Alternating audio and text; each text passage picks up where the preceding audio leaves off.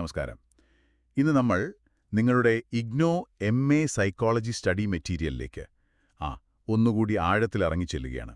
Block 1, unit 3, ഓർമ്മയുടെയും പഠനത്തിൻ്റെയും ആ ഒരു neuro psychological അടിസ്ഥാനം. ഇതിൽ തന്നെ നമ്മളിന്ന് ഫോക്കസ് ചെയ്യുന്നത് ആൻറ്റീരിയർ, പിന്നെ ലാറ്ററൽ ടെമ്പറൽ ലോബ്സ്. ഇതിന് ഓർമ്മയുമായിട്ട് എന്താണ് ബന്ധം? സാധാരണ നമ്മൾ മീഡിയൽ ടെമ്പറൽ ലോബ്, ഹിപ്പോ ക്യാമ്പസ്, അതൊക്കെയാണ് ഓർമ്മയുടെ കാര്യത്തിൽ എപ്പോഴും കേൾക്കാറല്ലേ? അതെ അതെ, അത് ശരിയാണ്. പക്ഷേ ഈ ടെമ്പറൽ ലോബിന്റെ മുൻഭാഗം, വശങ്ങൾ, അതിനെന്തു റോളാണ്? അതാണ് നമ്മളൊന്ന് വിശദമായി നോക്കാൻ പോകുന്നത്. നിങ്ങളുടെ കോഴ്സ് മെറ്റീരിയലിൽ പറയുന്നുണ്ട്, ഈ ലോങ് ടേം മെമ്മറീസ് അത് സ്റ്റോർ ചെയ്യുന്നതിൽ നിയോ കോർട്ടെക്സിന് ഒരു പ്രധാന പങ്കുണ്ടെന്ന്. ഉണ്ട്. അപ്പോ ഈ ടെമ്പറൽ ലോബിന്റെ ഈ പറഞ്ഞ ആന്റീരിയർ ലാറ്ററൽ ഭാഗങ്ങൾ, അതായത് നിയോ കോർട്ടെക്സിന്റെ ഭാഗങ്ങൾ തന്നെ, അവിടെ ഡാമേജ് വന്നാൽ അത് ഓർമ്മയെ എങ്ങനെയായിരിക്കും ബാധിക്കുക? അതൊരു നല്ല ചോദ്യമാണ്. മീഡിയൽ ടെമ്പറൽ ലോബിന് കേടുപാട് സംഭവിക്കുന്നതിൽ നിന്ന് ഇതെങ്ങനെ വ്യത്യസ്തപ്പെട്ടിരിക്കുന്നു? ഇവിടെയാണ് സംഭവം കുറച്ചുകൂടി ഇൻട്രസ്റ്റിംഗ് ആകുന്നത്. ശരിയാണ്. നമ്മൾ ഈ ഓർമ്മകൾ ഫോം ചെയ്യുന്നതിലും അതിന് കൺസോളിഡേറ്റ് ചെയ്യുന്നതിലും, അതായത് ഉറപ്പിക്കുന്നതിലും മീഡിയൽ ടെമ്പറൽ ലോബുകൾക്ക്, പ്രത്യേകിച്ച് ഹിപ്പോ ക്യാമ്പസിന് നല്ല പങ്കുണ്ട്. അത് നമ്മൾ പഠിച്ചിട്ടുണ്ട്. എന്നാൽ നിങ്ങളുടെ ഈ യൂണിറ്റിൽ പറയുന്ന പോലെ ആ ഓർമ്മകൾ, അതായത് ദീർഘകാല ഓർമ്മകൾ, അതിന്റെ സ്റ്റോറേജ്, അത് പ്രധാനമായും നടക്കുന്നത് നിയോ കോർട്ടെക്സിലാണ്.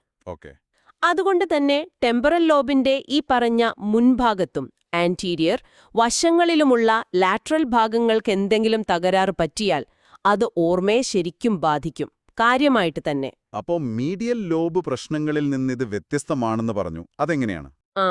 മീഡിയൽ ടെമ്പറൽ ലോബ് ഡാമേജ്. ഇപ്പൊ ഉദാഹരണത്തിന് HM കേസൊക്കെ നമ്മൾ നോക്കിയാൽ അവിടെ പ്രധാന പ്രശ്നം എന്തായിരുന്നു? പുതിയ ഓർമ്മകൾ ഉണ്ടാക്കാൻ പറ്റുന്നില്ല. അതായത് ഒരു സിവിയർ ആന്റിറോഗ്രേഡ് അംനീഷ്യ. ശരിയാണ്, മുന്നോട്ടുള്ള കാര്യങ്ങൾ ഓർക്കാൻ പറ്റുന്നില്ല. അതെ.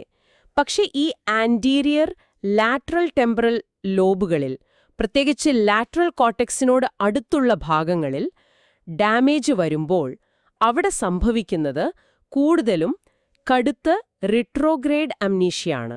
റിട്രോഗ്രേഡ് അംനീഷ്യ, അതായത് പഴയ ഓർമ്മകൾ പോകുന്നത്. അതെ, പഴയ കാര്യങ്ങൾ ഓർത്തെടുക്കാനുള്ള കഴിവ് അത് ചിലപ്പോൾ ഭയങ്കരമായിട്ട് നഷ്ടപ്പെടും. പുതിയ ഓർമ്മകൾ ഒരുപക്ഷെ ഉണ്ടാക്കാൻ കഴിഞ്ഞെന്നും വരാം, ചെറിയ തോതിലെങ്കിലും. പക്ഷെ പഴയ ഓർമ്മകൾ, അതെത്രത്തോളം പിന്നോട്ടു പോകും ഈ ഓർമ്മ നഷ്ടപ്പെടുന്നത്? അതെ, നിങ്ങളുടെ ഈ സ്റ്റഡി മെറ്റീരിയലിൽ സൂചിപ്പിക്കുന്ന പോലെ ചിലപ്പോൾ വളരെ ഗുരുതരമാകാം. ചില കേസുകളിൽ പതിറ്റാണ്ടുകൾ പുറകിലുള്ള ഓർമ്മകൾ, അതൊക്കെ മാഞ്ഞുപോകാം. പതിറ്റാണ്ടുകളോ? അതെ. ഇനി ഏറ്റവും സിവിയർ കേസുകളിൽ ഒരു വ്യക്തിയുടെ ജീവിതകാലം മുഴുവൻ നടന്ന കാര്യങ്ങൾ അത് ഓർത്തെടുക്കാൻ പറ്റാതെ വരും. ഇതൊരു തരം ഡെൻസ് അംനീഷ്യ എന്ന് തന്നെ പറയാം. ഭീകരം തന്നെ. നിങ്ങളുടെ മെറ്റീരിയലിൽ പറയുന്നുണ്ട്, അൽഷിമാസ് രോഗം, പിന്നെ ഹെർപ്പസ് സിംപ്ലെക്സ് എൻസെഫലൈറ്റിസ് പോലുള്ള അസുഖങ്ങൾ തലച്ചോറിലെ ഈ ഭാഗങ്ങളെ ബാധിക്കുമ്പോഴാണ് സാധാരണയായി ഇങ്ങനെയുള്ള ഓർമ്മ പ്രശ്നങ്ങൾ കാണുന്നത്. അപ്പോൾ ഇതിൽ നിന്ന് നമുക്കെന്തു മനസ്സിലാക്കാം? ഓർമ്മകളുടെ ഫോർമേഷൻ, കൺസോളിഡേഷൻ, അതിന് മീഡിയൽ ഭാഗങ്ങൾ സഹായിക്കുന്നു. എന്നാൽ അതിന്റെ സ്റ്റോറേജ്, ആ സംഭരണം നടക്കുന്നത് പ്രധാനമായും നിയോകോർട്ടിക്കൽ ഏരിയകളിലാണ്, ഈ ആന്റീരിയർ ലാറ്ററൽ ഭാഗങ്ങളിൽ. അപ്പോ അവിടങ്ങളിൽ തകരാറ് വന്നാൽ അത് സ്റ്റോർ ചെയ്തു വെച്ച ഓർമ്മകളെയാണ് പ്രധാനമായും ബാധിക്കുക, അല്ലെങ്കിൽ ഇല്ലാതാക്കുക. അപ്പോൾ ഇത് ശരിക്കും നമ്മൾ ഓർമ്മയെപ്പറ്റി ചിന്തിക്കുന്ന ആ ഒരു രീതിയെ തന്നെ മാറ്റുന്നുണ്ടല്ലോ, അല്ലേ? തീർച്ചയായും. ഓർമ്മ എന്ന് പറയുന്നത് തലച്ചോറിൽ എവിടെയോ ഒരു സിംഗിൾ സ്പോട്ടിൽ, ഒരു പെട്ടിയിൽ വെച്ച പോലെയല്ല. അല്ല, മറിച്ച് തലച്ചോറിന്റെ പല ഭാഗങ്ങളിലായി ഈ നിയോ കോർട്ടെക്സിലുടനീളം ഒരു നെറ്റ്വർക്ക് പോലെ, അങ്ങനെയാണ് ഓർമ്മ കിടക്കുന്നതെന്ന് ഒരു ആശയമാണ് ഇതിൽ നിന്ന് വരുന്നത്. അതെ, ഒരു ഡിസ്ട്രിബ്യൂട്ടഡ് സിസ്റ്റം പോലെ. മീഡിയൽ ടെമ്പറൽ ലോബ് ആ നെറ്റ്വർക്കിലേക്ക് പുതിയ ഡാറ്റ ചേർക്കാനും അതിനൊന്ന് ഉറപ്പിക്കാനും സഹായിക്കുന്നു. പക്ഷെ ലാറ്ററൽ ആന്റീരിയർ ഭാഗങ്ങൾ ആ നെറ്റ്വർക്കിന്റെ പ്രധാന സ്റ്റോറേജ് ഹബ്ബുകളാണ്. വളരെ ശരിയാണ്. ആ ഒരു വ്യത്യാസം പ്രധാനമാണ്. ഈ ഒരു വ്യത്യാസം തിരിച്ചറിയുന്നത് അത് ഓർമ്മ സംബന്ധമായ പ്രശ്നങ്ങളുടെ ചികിത്സയിലോ അല്ലെങ്കിൽ പഠനത്തിലോ ഒക്കെ പുതിയ സാധ്യതകൾ തരുന്നുണ്ടോ? തീർച്ചയായും. ഓർമ്മയുടെ ഒരു കേന്ദ്രം എന്ന ആ ഒരു ലളിതമായ ഐഡിയയിൽ നിന്ന് നമ്മൾ മാറി.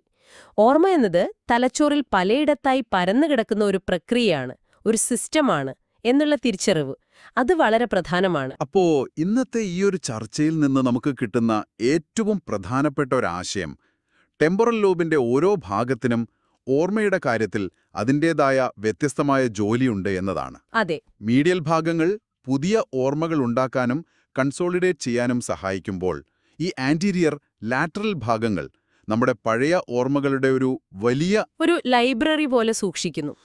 ഒരു വലിയ ഡേറ്റാബേസ് പോലെ. അതെ. ആ ഭാഗങ്ങൾക്ക് കേടുപാട് വന്നാൽ നമ്മുടെ ഭൂതകാലം തന്നെ മാഞ്ഞു പോകാം എന്ന് പറയുന്നത് അത് നമ്മൾ ചിന്തിക്കേണ്ട ഒരു കാര്യം തന്നെയാണ്. ശരിയാണ്. ഒരു സൈക്കോളജി വിദ്യാർത്ഥി എന്ന നിലയിൽ നിങ്ങൾക്ക് ആലോചിക്കാൻ ഇതൊരു പ്രധാന പോയിന്റ് തരുന്നുണ്ട്.